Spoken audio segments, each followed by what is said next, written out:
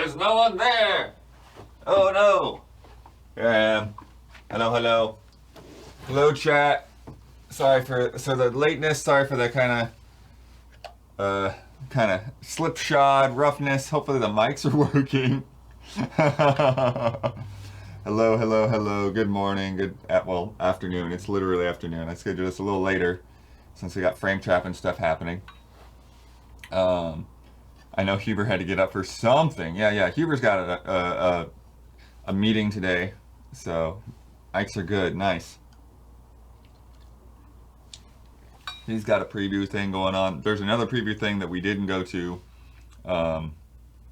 because nobody was up for flying this week. So, but yeah, looking forward to Venba thoughts. Yeah, hopefully I can collect my Venba thoughts. It's kind of that's the downside of short games is that sometimes because they're short, like even though they left like a good impact, it's like, oh, like you don't have like they haven't sunk into your brain for 400 hours, right? So.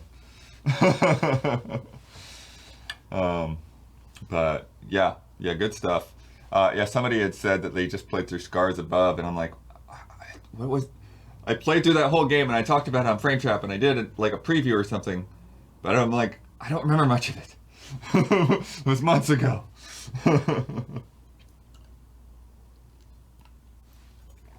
The top 10 is games to beat in one night all around. Yeah, that's great.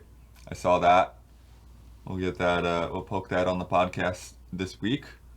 I believe we have another sales report this week. For some reason, June was just like obscenely late for the sales reports, and so now, like 2 weeks later, here's July. How was my vacation? My time away? I wouldn't necessarily qualify as vacation. I did eventually, towards the end, like the last half week or so, like actually feel a little bit more relaxed for sure.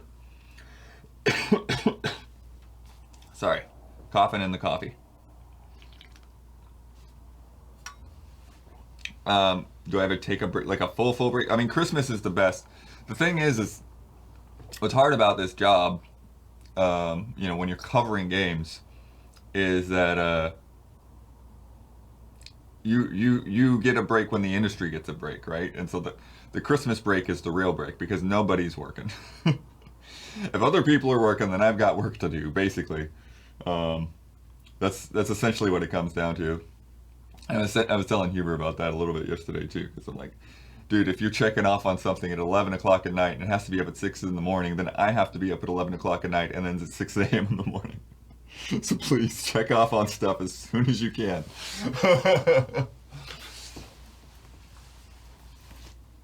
Yeah, embargoes can do that.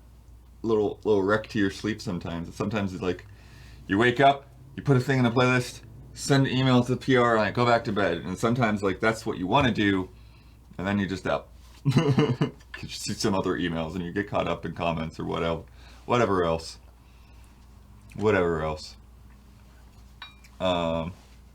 Basically how it is in all of journalism. Yeah. I mean, I think that potentially distinction is depending on how large your team is, right? If you have a gigantic team, then you can have people, around the clock monitoring at different times of the day, and other people not paying attention as much. But yeah, I do wonder how that works in a real newsroom, because it's been a long time, and it's just like, how do you get the 6 o'clock news ready? How do you actually have that information ready for the anchors to talk about? It's insane.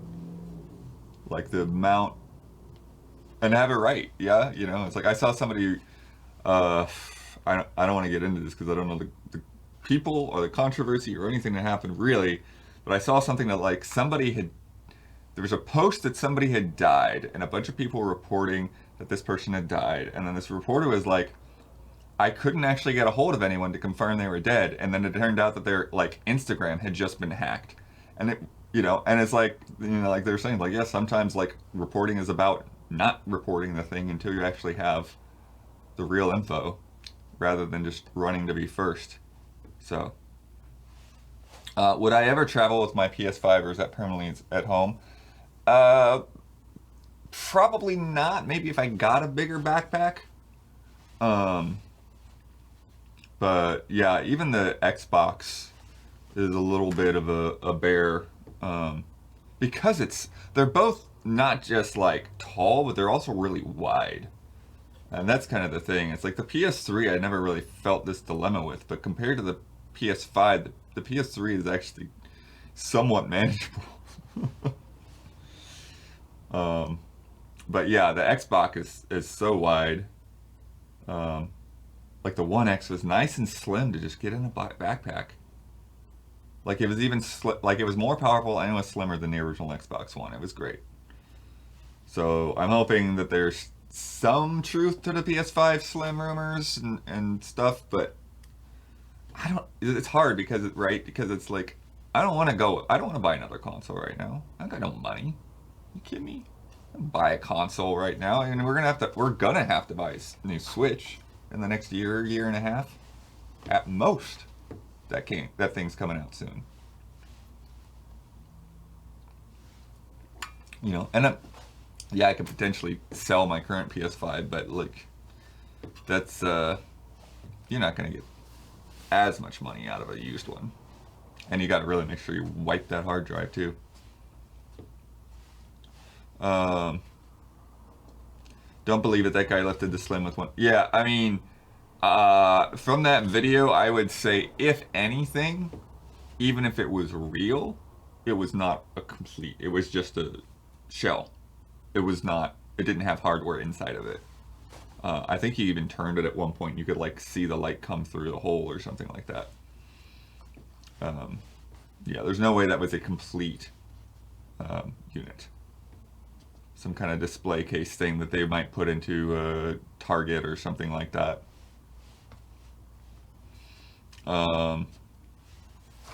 But yeah, the time in Omaha is pretty chill. We didn't do a whole lot of stuff. A lot of time just like around the house. It's interesting to be with family because they like their days, especially like with my in-laws being retired, it's like their days are like their schedule is pretty much just around meal times, right? And so it's like you wake up and there's food ready, and a little bit later there's like food out, and then a little bit later it's dinner time, and it's just like that. It's interesting to have that like that very like focus. It's like, okay, everybody's eating right now, so it's time to eat. Because at home I don't get that. It's like I eat when I remember to eat, kind of thing, and so. Yeah, that sort of that family, that togetherness, that kind of keeping you on track is pretty cool.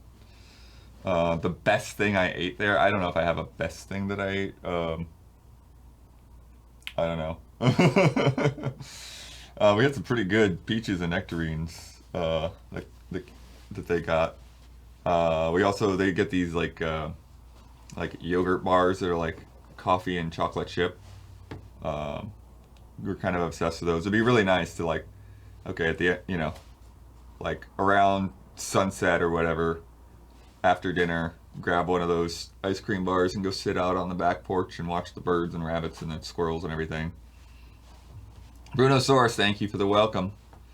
I did go out to dinner with friend contact. I don't know.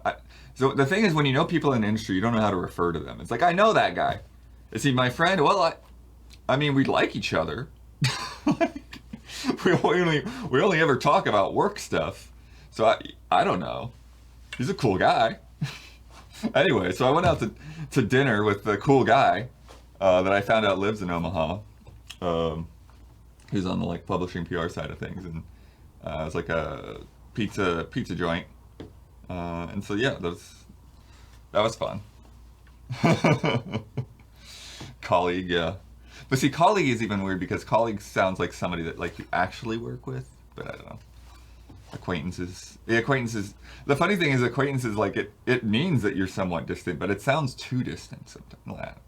I don't know. Yogurt Sapien, thank you for the sub. But anyways, cool people everywhere. Cool people. Meet people at events. Then you find out that they're in towns that you're going to, and there you go. But yeah, talked a lot of shop, had some pizza, talked about why he's in Omaha, talked about why he lives in Omaha, all that fun stuff. And then spent some time spent some time with the brother-in-law and the niece, and we went to like this indoor kids gym thing that they go to all the time with like basically like an indoor playground. It's kind of fun. Obviously, we really didn't do anything but watch her run around and play on stuff, but still. What's more distant, peers or acquaintances? I would say peers is more distance, because peers, you might not even know that person. At least an acquaintance, you know the person. Did I watch any movies? Yeah. We got in to the last showing of Spider-Verse, and that was really sweet. Yeah, I'm really glad I saw it on the big screen. And it was funny, like just a week or so later, or maybe 2 weeks later, it was like, now it's on DVD and digital and stuff. You can buy it. I'm like, gosh, great! I got to see it in the theater right before it was available at home. Perfect. I was expecting that to be an empty theater too, with like Ninja Turtles coming out and everything, but it was pretty full. It was a smaller theater, and they had like the big leather reclining seats, so that was fun. It was like we were watching the movie, like looking up like this, but yeah, that was a great movie. I'm really glad. There are definitely times where I think I might be like a little too much craziness going on with like the different animation styles and stuff, but I just respect them like going all out. I love it. And it sounds like Turtles is similar. And some of the people that worked on the first Spider-Verse too. So, what was really funny is I forgot entirely that it was a part 2 of 3, and I was not prepared. It was like I was like getting close to the end of the movie, and I'm like, they seem like they have a long way to go still to wrap this up. And sure enough, there's like the to be continued. I'm like, oh, okay, got it. It's not just that it's a trilogy; it's literally a 2-parter.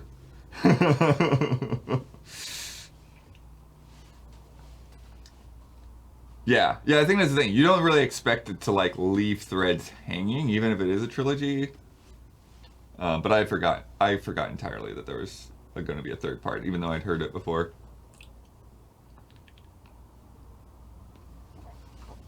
Had a fair amount of thunderstorms, which was nice because they had actually been having a pretty dry summer, and while we were there, it rained a fair bit, and a lot of the thunderstorms were they were like in the middle of the night kind of thing, like getting in around like 4 or 5 in the morning. Getting some rain in Florida, nice. And yeah, so it's just like I would either be like wrapping up Zelda because I just think I'm super late playing Zelda, or like just getting into bed and like hearing the thunder. Oh, it was really hilarious. There were times when I was hearing the thunder, and I had my headphones on, and I was like, "Is that Death Mountain making that noise?"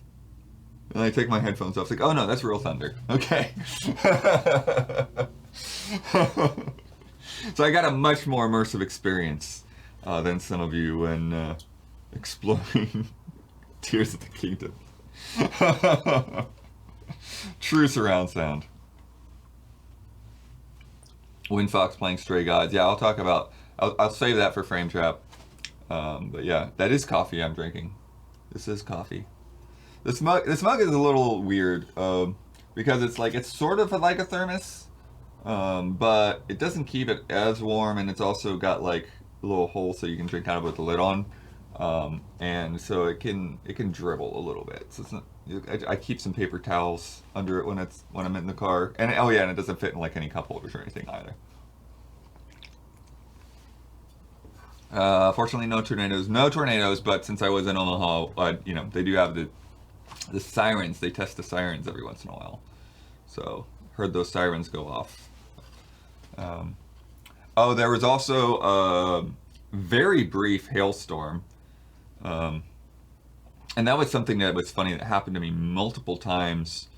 Where like the night that I had gone out to dinner with my friend, I was on my way back, And like I texted my wife and like I'm coming back to the house, and she was like, "Oh, there's a thunderstorm rolling in." And I'm like, "Really?" Because I'm looking around and like there's like one cloud. Like, what do you mean there's a thunderstorm coming in? But from their perspective, they could hear it coming in and see it on the radar or whatever on the news. And then sure enough, like as soon as I pulled into the garage, it started raining. I just missed it, and then the hail started up, and it was only like 5 minutes of hail, but they were big, like marble-sized hailstones, and a couple that were bigger, which is cool. They're just bouncing like crazy. Didn't do any damage, thankfully. 'Cause I know that's always a concern there when they get that hail. Growing up, I didn't see a whole lot of hail in Florida, even though we got tons of thunderstorms and some tornadoes. Am I playing Baldur's Gate 3? No, I am not. I am not playing Baldur's Gate 3. I would like to play Baldur's Gate 3. For a long time, since they announced Baldur's Gate 3, I've toyed with the idea of picking up Baldur's Gate 2, and I've missed that boat. Um, but yeah, no, it sounds real good. That's why on the if you watch the podcast, I made that my headline story. I was like, all right, everyone, tell me why Baldur's Gate 3 is so good, so I can live through you. And I thought it was a fun thing, and I thought it was like everybody's talking about this game constantly. Well, we're just going to talk about this game more. Why not? I am missing Huber. Huber is out on last podcast, and he's going to be out this week. And I really, I could use him. Could use him there in both weeks, but it's fun throwing Gabby in there. Last week before we started, Gabby was like, "Am I on the podcast desk?" And I'm like, "Do you want to be? Like, do you feel like you're out of your depth on these topics or not? If you feel like you can jump in there, then jump in there. That's cool." So I don't know if she'll be on again this week. I don't know what we're talking about this week. So she may have things to say, she may not. So we'll leave that to the topics at hand. Baldur's Gate 2 is kind of rough to play nowadays if you haven't gone through this kind of stuff before. Yeah, I'm not too surprised about that. Yeah, quality of life things. I was actually toying with the idea of going back to Pool of Radiance from the Commodore 64 since they put the gold box games out on Steam recently in the past year. I played that. That was one of my very first RPGs was Pool of Radiance. Probably the most experience I've actually had in anything really D&D. Although when I was a kid, that got me into the Forgotten Realms books. And I had it mixed up. I had all sorts of stuff mixed up. I was only 10 years old when I read Pool of Radiance. And I read through it in a day, and my mom was shocked. It was like a 300-page book. But, yeah, and then I got obsessed with Forgotten Realms for a couple of years. Dressed up like characters from Forgotten Realms that nobody would ever know for Halloween. Yeah. Sarah Knight, I remember one expression from when I lived in Florida was that you only have to cross the street to experience a storm or something like that. Yeah, a lot of storms are like that, especially in Florida and in the Midwest and in Texas. Like they'll just roll right through. Yeah, that thunderstorm I was talking about with the hail, like it was done pretty quick. If I had owned a Steam Deck, would I have brought it on my trip? Yeah, I would have. I actually did have some stuff downloaded on my laptop, but I only got started on one. I don't want to tell you what it is yet, though, because yeah, I just don't. We'll see. If I get to it, I want to put more time into it. I only got to start on it, so I want to wait until I can give you better, more complete impressions. But yeah. RF Switch has a thing against Drizzt. And it's hilarious because I don't know all of everything that's happened with Drizzt. I was there when when he first appeared, The Legacy or whatever. I read that book. I was probably 13 or 14 when that came out. But that was the last time. It was like one of the last, before I completely fell out of that whole thing and stopped reading those books. That was like one of the last ones there. So I'm sure like there were decades of things that happened with that guy. I do not have any pictures of those costumes. We're talking in pre-phone days by far, pre-digital camera days. No way do I have a photo of that. I don't even think my mom would. I don't think as many pictures as she takes now. We weren't taking a lot of photos of Halloween costumes and stuff growing up.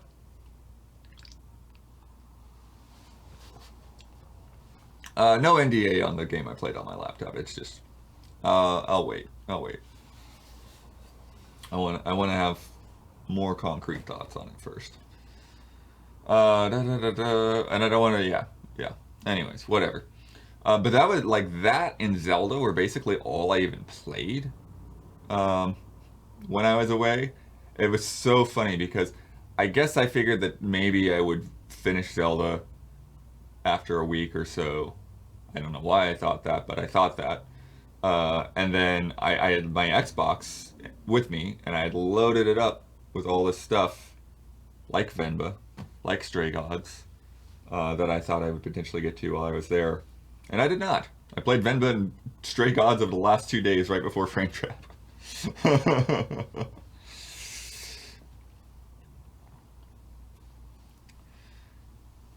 RF Switch. It's partly because Drizzt became a sad, edgy boy for years because his wife died, mostly because Jarlaxle Banra is a better character. Okay. See, I think I was there long before any of that stuff happened. No Pikmin. No, man, this year. I've been saying a Goaty every month, but maybe that's not frequent enough. We got Goaty back to back. Back to back.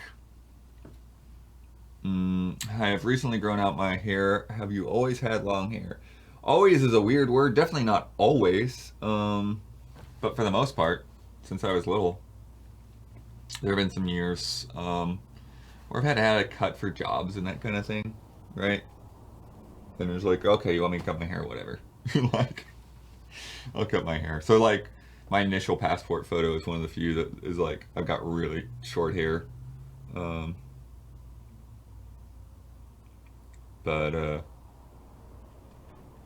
Did I see Keeley said to expect more updates than announcements?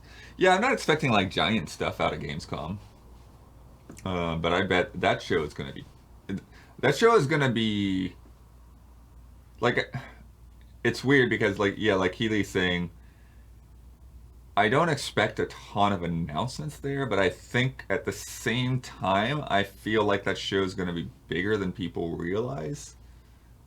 I feel like it's sort of coming out of nowhere, and people aren't really ready for it. But maybe it's maybe it's just because I'm not going personally, and we're just, and I just got back, and we haven't really talked about. It's like we're going to stream it. We're going to do a co-stream next week for opening night live, but we haven't been thinking about that a lot. Hope you're having a great day. Thank you. But yeah, it's sort of typical for Gamescom. Past years, a lot of Gamescom stuff has been sort of E3 demos plus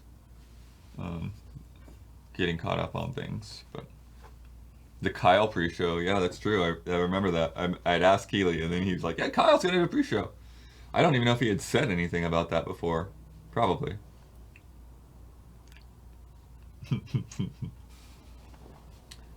Kyle Bossman, the Dark Prince of Nerd Media. Yeah, I haven't caught up on what Kyle's doing on his videos and stuff either. I don't have any kind of updates for you, but I have been texting back and forth to Ben a little bit, just trying to figure out when we can chat. Hard man to get a hold of. But we're figuring it out. I think Isla's here. Isla in the building.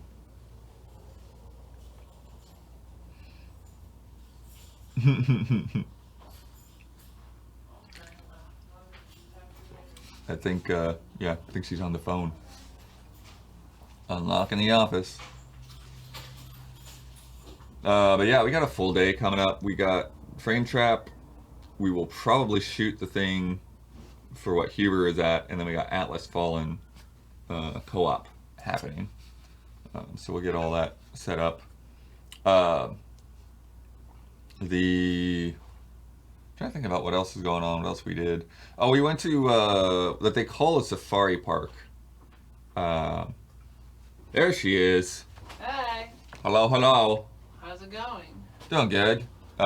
Just chilling. Yeah, just chilling. The What PC up? had to do like a C drive disk scan or whatever when I started up, so I hadn't seen that before. That was a little That's weird. slightly concerning, but Huh. Yeah, our C drives are filling up. I had to put the new version of Premiere on my computer, and it like even though my media cache was set to a different drive, it like filled my C drive up, and like that's why all those exports were failing. Had to change a setting in Windows to like make a paging file in a different drive. Is the whole thing. wow, But, that's annoying. yeah, crazy. Anyways, hi, bye. See you guys later. Yeah, see you in a minute. I love your super wide shot. Yeah, I got in here like really late, so I just set it and forget it kind of thing. I didn't touch the camera really. I'll get all this stuff cleaned up after we're done. And I'm gonna run to the post office too, because I know RF Switch has a box for us. Oh. So gotta get that. Love it. And then I'll be back here for Frame Trap. Oh yeah, you're on it. Mm-hmm. I showed up. 'cause Talking I figured- Venba and Stray Gods. Okay. I figured I should probably be here because Don's still out, so they Right. need someone to set the thing up. Yeah. So that's why. Damiani could probably manage it, but Yeah, yeah. I think he does know how to do it. Cool. Sweet. Chat soon. Bye. A box specifically for Huber. Alright. Wasn't sure how much of a secret it is. That's what I was keeping a little down low. Don's on vacation mode. Yeah, Don's back and forth a little bit. Oh, there come the sirens. Any more details on the Super Nintendo World meetup yet? There was a Patreon post. In terms of like further details than that, I don't know. The date is like the 6th, like a Wednesday. But yeah. That's coming up. And what we'll probably do is we'll probably try to like get there early and do all of the stuff that we can, and just sort of get that out of the way, get all the like rides and things that we want to do and whatever we're going to shoot there out of the way, and then just try to find a spot to hang out so that like whenever people want to come say hi to us, they can. But yeah, man, there's a lot of stuff for us to a lot of stuff for us to talk about and schedule and figure out. We gotta like get an easy chilling schedule to put together. We gotta see, yeah, like you're saying, are there more details we need to talk about there? Yeah.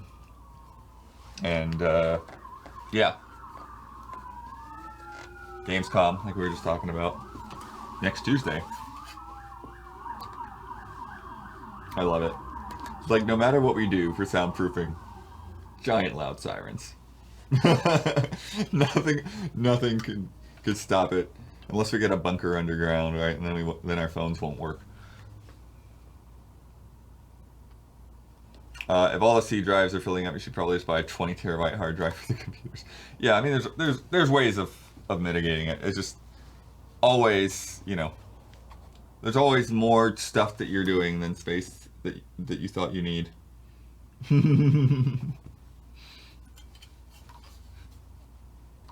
Posted my first love and respect question. Should I repost it for Frame Trap as well, or is that not recommended? It's easier on us if you just stick to one at a time. So like if we get through the podcast and we didn't take your love and respect question, and then the Frame Trap pop comes up, then maybe put it there. But I wouldn't do it while like both are still in the works. So like there's the love and respect post that's up right now. If you also put it on Frame Trap, that would be a little messy. Also, Brad's probably picked what he's already gonna do for Frame Trap questions at this point, so it's probably too late to even try to get it on this week's Frame Trap. Isla's giving Gabby notes on fun graphics we worked up that were just insane dumb ideas from chat, and then Gabby ends up doing all this work. It's like, awesome, thank you. Yeah, hopefully that made sense. Philharmonic, thank you for the sub. But yeah, I don't know what else is happening. Oh, I started talking about the safari park thing. So yeah, we went to this quote unquote safari park, which I didn't know what to expect from it. I just heard about it over the years, that it's there in Omaha. And in my head, safari park, well, safari, like you think African animals, giraffes and rhinos and hippos and things. Especially since I grew up around Busch Gardens in Florida, where you have all that in sort of a safari park kind of environment. Um, but it's really just it's a. I think the reason they call it that is because you drive through pastures essentially that have animals in them, and there's like the only thing between you and the animals is your car, right? Um, the So there were like elk there. There were some bison there. So there were some like sandhill cranes and stuff like that. But there were also parts where you could like park and like go down like a trail and see some other stuff. So they had some fenced-in areas that had some bears and some wolves and stuff. And the area with what was interesting is it's like I think it's connected to the zoo, but it's not quite like a zoo enclosure because it was just like a natural part of the forest or whatever that they just put some fences around. And when I saw the wolf area, I was convinced it's like, oh, there's no way we were gonna see a wolf in this space because it was like a big hill and a like little valley and like there's just like so much space. But we had walked around to like the back side of it, and we're looking around there, and there were basically no other people there. And like as we were starting to go back down a trail the other way, then sure enough, wolf just came trotting up right alongside the fence. I'm like, oh hi, hello there. But that's fun.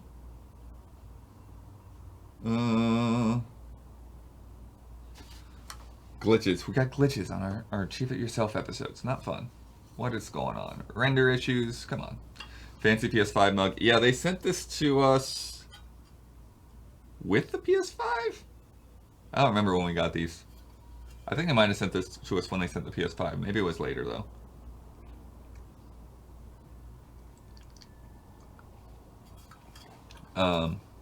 But yeah, and we were there with the niece. She's about 4 years old, and oh, they also have all these animatronic dinosaurs there. So that was kind of fun to see the dinosaurs. And my wife is explaining to her, like, well, this one's a plant eater, so it won't hurt you. This one is a meat eater, but don't worry, they're not real. And then when we were in the driving parts, she had the map. She had the map out, and she had a marker, and she wanted to check off everything that we saw. And it's like, have we seen those yet? Have we seen the deer yet? And it's like, yeah, it was over there. And it's like, are we over there yet? It's like, no, we're still back here. We still haven't gotten that far up the road yet. So it was great. It was fun. I think the one that she was most nervous about really was the brachiosaur, because that was just huge, and even though it was a plant eater, it was huge. It was towering over us. But they had just like a watchtower kind of thing, when you have those sort of like lookouts. And we went up the stairs, and like when we were like eye level or above it, then like she was a little bit more cool with it. And then she wanted to walk up and down the stairs a lot, and the parents were like, "No, that's okay. It's a lot of stairs."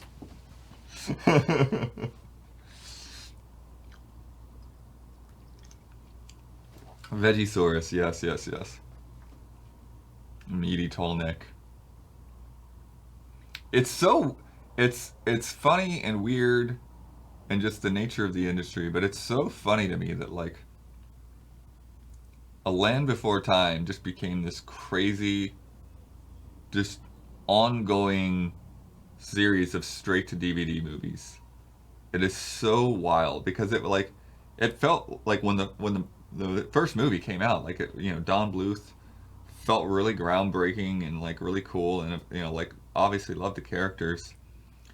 And then it would just be like you turn around in like a grocery store and like there's Land Before Time 5? Where were 3 and 4? What happened? You know, and it just felt like that for years. They would just keep popping up long after the fact with no marketing even really. You just like be there on a shelf. Um, I haven't seen those for a long time. Rewatched Land Before Time last month. DK the Destroyer.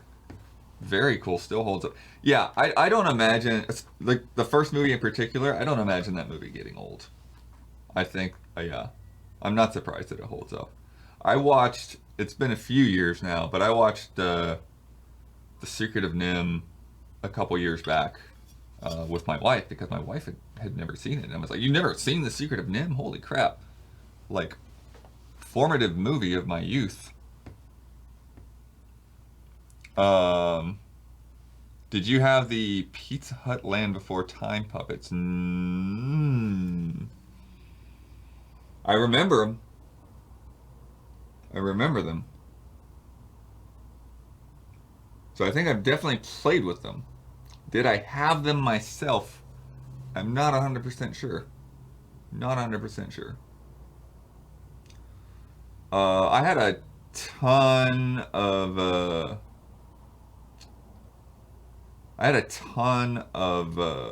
yeah, we have the Batman, we still have some of the Batman McDonald's mugs. I had a bunch of the McDonald's Muppet Babies toys, which were really good.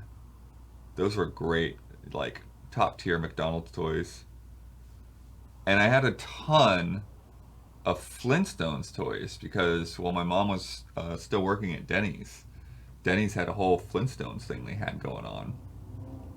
And those were really great too. And like unlike McDonald's, like you're not gonna take your kids to Denny's a lot. So it's really just like a consequence of my mom working there that I was able to get so many of those. Um, but yeah, there were plushies, there were like smaller toys, there was all kinds of stuff. Because they just had like this Flintstones partnership for a pretty long time. Also had a lot of, for some reason, like they had their own line of baseball cards too. 80s and 90s were wild. Like I like as an adult, like I can't imagine like someone wanting to buy baseball cards at Denny's. But that was the thing. Like every year, they had you got the book to put them in, and you tried to collect the whole set. The Denny's baseball cards. And some of them would have like the holographic things and stuff going on. Pizza Hut had a pizza called the Bigfoot. I remember that. Yeah. Um, and that also reminds me of Harry and the Hendersons. Another movie that like I just watched over and over again. Because my dad had uh, no problem whatsoever recording movies. So we had a ton of movies that were just like blank VHS tapes with 3 or 4 movies in a row on the same tape because he would rent them and record them. So there were times, I remember there were times growing up where I was like, I'm just gonna watch Rambo 2 every night because that's what kids do. We get obsessed with like one thing. We just watch it over and over for no particular reason. Never Ending Story, we watched a lot. Return to Oz. Return to Oz is one of those movies that like I watched a lot as a kid and then have not since. Like I don't know, I've seen Return to Oz since I was like 12 years old. Don't say this on video, the MPA will come after you. I mean, what? They're gonna come after, I didn't even do it. It doesn't make any sense. My dad is long gone. They can't get him.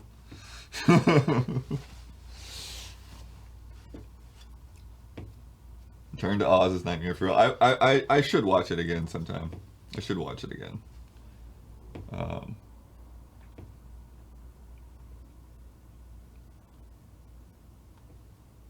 Howard the Duck. Yeah, we watched Howard the Duck a lot too. And even my memory of that is like, should kids have been watching that? Probably not. But in the 80s, we didn't care. Nobody cared. It was all fine.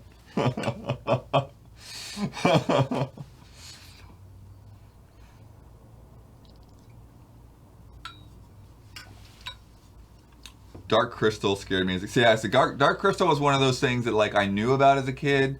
Like I think there was like previews for it on like another movie that we had, but never ended actually watching. Um,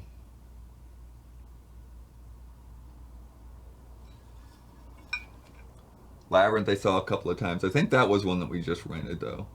I don't think we ever recorded that one. Yeah, well, parents just let their kids run wild outside as long as they came home by dark. Yeah, absolutely. I remember after my parents split up, and I was like, and my dad was staying at his girlfriend's, and like, yeah, that was the only. She would just tell us to go outside. Don't care what you do, just go outside, and and that's when you like build forts in the woods and ride your bikes down the road and all that kind of stuff. We also tended to have more space too. I mean that's just kind of the perspective that I'm in now, living in LA, where it's like you're not even allowed to have anything on the balcony or whatever nonsense that our management company is trying to tell us now. But yeah, the you know we had when I was a little kid, we were on 5 acres. Um, and then even when I got older, when I was, when we were like, even when we were in the bad part of town, we had a backyard in a duplex. Like, there was always space, and then we were able to wander around the neighborhood and stuff too. And then, yeah, lived in the middle of a cow pasture for a little while, and then the last place I was in growing up as a teenager was like, it was a good. The driveway from the road was like a good quarter mile back into the woods, and then just a huge freaking yard that we had to mow in 90-degree heat, and a pond and all of that. So lots of space, and then now there's a like neighborhood there, but at the time it was just fields and marshlands and stuff. I would just go exploring. As a teenager, I would go from my house and I would just go walking through the fields and all of that, and then I actually found my way all the way to like this secluded spot on the river that there was no other way to get to. You just had to walk through a bunch of fields and stuff to get there. In this little private little bit of shoreline, essentially. But yeah, did you and your friends ride bikes around? Absolutely. That was mostly I did at my dad's place because the neighborhood was a little bit more that kind of neighborhood to where you could do that, and you just like, oh, there's a car coming, and you just like get to the side of the road or whatever. Wasn't super busy. But yeah, where my mom lived, where I lived for the most part, wasn't too much riding your bike around because it was like the driveway and then the highway, so you didn't really want to ride your bike out on the highway. But it could ride up and down the driveway, for sure. And then when I was younger too, it would be like more of like a family thing, like with the neighbors and stuff. We would go through. The neighbors they were lawyers. Their whole family was lawyers, so they had all kinds of land and orange groves and stuff. And so it's like we would walk through the orange groves like from their house, like a mile or so over to their grandparents' house. But yeah, something I missed. There was like a blight or whatever that came through several years after I had left Florida, and then like most of the orange groves kind of went away after that because they had to try to control it, and the industry just kind of got decimated.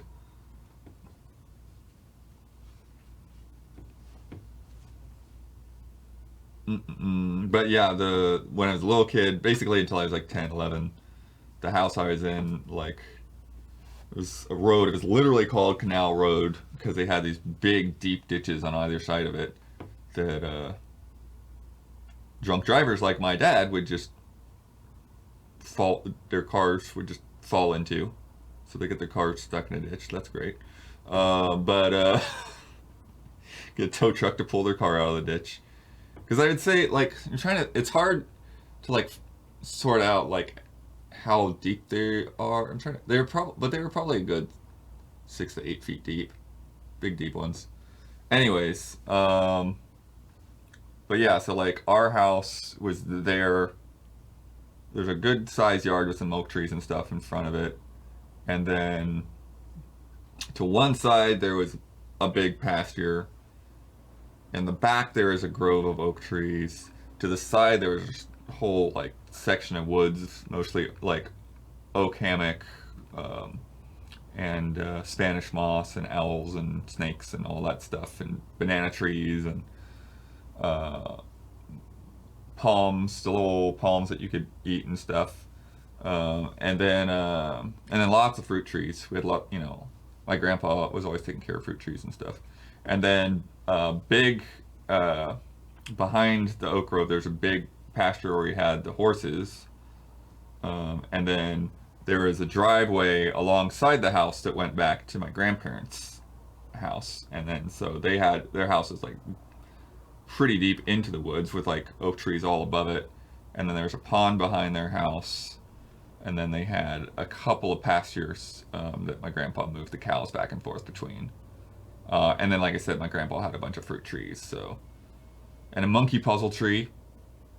You have to look that one up if you don't know it, but it's basically just covered in like these little spiky leaves and stuff, so like it's, you can't climb on it because it's all spiky. But then kumquats and loquats and grapefruit and oranges, tangerines, and then yeah, the neighbors across the street, they had tangerines and stuff in their yard. But all good stuff. And yeah, we would watch all kinds of birds, have all kinds of snakes around. I remember one time my mom was cleaning up the yard and saw like 20 snakes. One time there's this like rattlesnake that like was run over, but it was like big enough to like stretch across the road. It was like just there in the road. And a lot of the roads around were still dirt roads too. So like Canal Road was the paved road, and then like everything branching off of it at the time was a dirt road. Marv, thank you very much. And then, but yeah, snakes were a thing for sure. The one time my dad came across a snake on a towel bar in the bathroom or whatever. Well, one of the funniest times, not in that house, but in the house when I was a teenager, it was the bizarrest thing in the world, because you have to understand, like, my brother was way more outdoorsy than I was. And it's funny because now looking back, I was like, I was outdoors like constantly. But as a kid, because of where we were or whatever, like, I was kind of the indoor kid because I was reading and playing video games and stuff, but I was always also going outside. But he was riding like BMX bikes and doing all this kind of stuff, right? Making ramps in the backyard, climbing trees a lot. Well, I was climbing trees too, but he was climbing trees more and like made like little treehouse stuff and that kind of thing. But anyway, so when we were kids, we've got these photos of like my dad in the backyard holding this huge snake and my brother holding it with him. And then when we were older, I gotta say, I was like 15 or 16, and at this point he's like 22 or something, right? Like, he's not even a kid anymore. There was this little garter snake, and like the width of your finger kind of thing, that was in the house, and I was trying to get a hold of it and take it outside. And my mom and I look over, and my brother is like standing on the couch, and like, what are you? It's the tiniest little snake. How are you afraid of a snake? You're holding snakes when you were like 8 years old that were gigantic. It was just this tiny little snake. But yeah, usually, yeah, mostly black snakes and rat snakes. There were rattlesnakes for sure, and I remember when I was a kid, my dad had a rattle from one that he had killed or whatever, and it was just like on the mantelpiece over the fireplace. That, you know, you could it's just like a souvenir kind of thing. You could pick it up and rattle it. But I really didn't like run into rattlesnakes for the most part. Snakes outside, smiles. Snakes inside. Ah! But yeah, yeah, and that's the thing. It's like living out in the woods in the country. It's like the perspective on bugs is different. It's like you're gonna have bugs in your house. You're gonna have lizards in your house, and like you take care of them as best as you can. But it's just the thing that's gonna happen. Spiders as big as your hand, just on the ceiling while you're watching TV.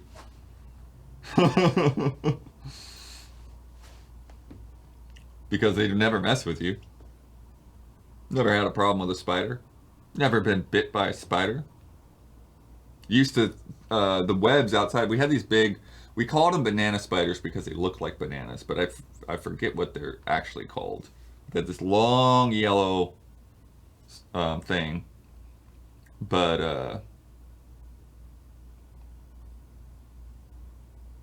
they had, yeah, long yellow abdomen, and they make these webs that were like really thick yellow webbing, and and they would be all around the yard and stuff. And so yeah, as kids we would like, you know, we would just want to play with the spiders, and like, you know, you kind of like throw things into their webs or whatever because they would stick because they were so strong. You could like pluck them like a guitar string. Um, and but we would find like we would grab grasshoppers and toss the grasshoppers into the spider web and watch the spiders eat them, wrap them up and everything.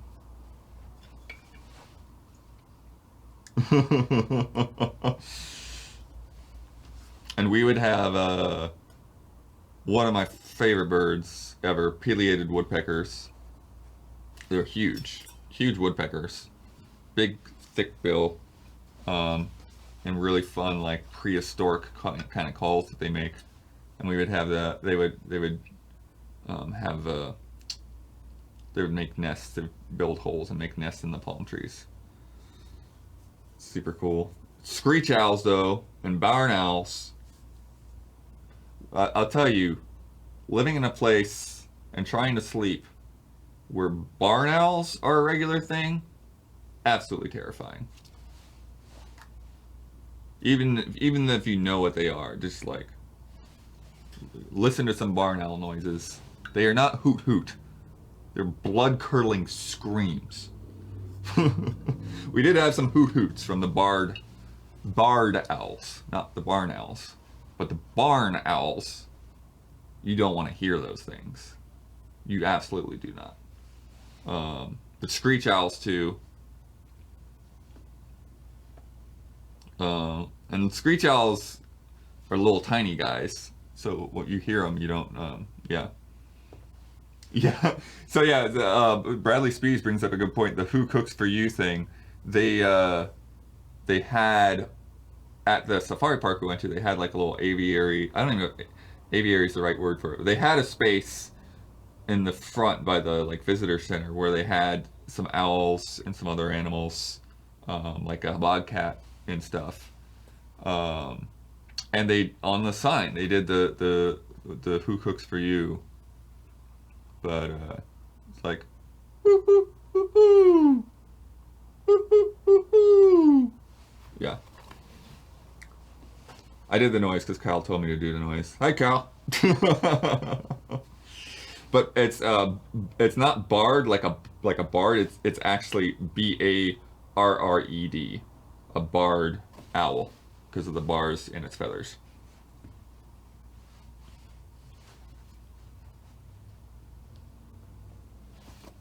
But yeah, somebody looked up the barn owls. Yeah, yeah, they are horrifying. Also had like possums back there and bobcats and all kinds of fun stuff. Didn't see any when we were living there. We didn't have any alligators, but in the house when I was a teenager, in that pond there were alligators, but they stayed on the far side of the pond. That's the thing. People a lot of times don't realize that like unless somebody's been feeding an alligator, alligators don't want to have anything to do with people.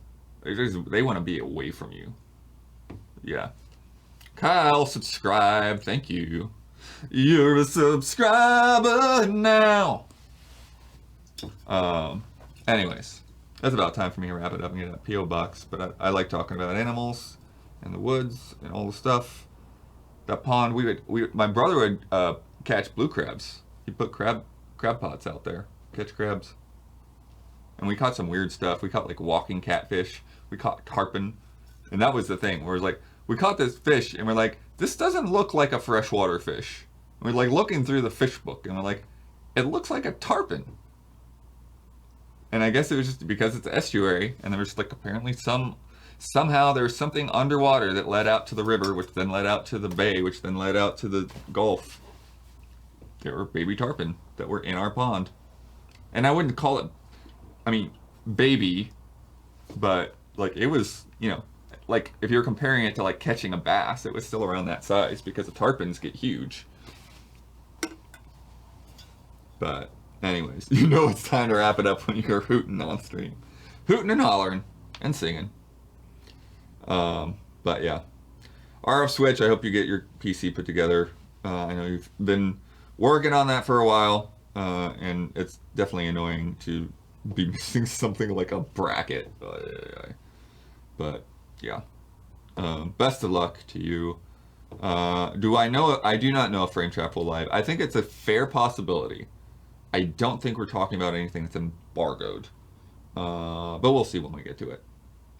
We know you're an owl, admit it. Yes, sure. All good.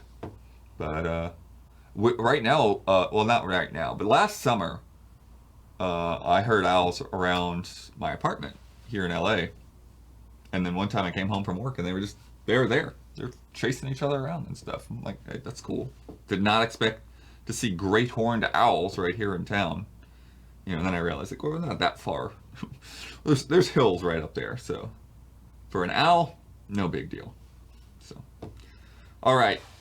I'm going to go over there and turn this stream off. And we will see you either when Frame Trap goes or at Group Stream tonight when we do Atlas Fallen.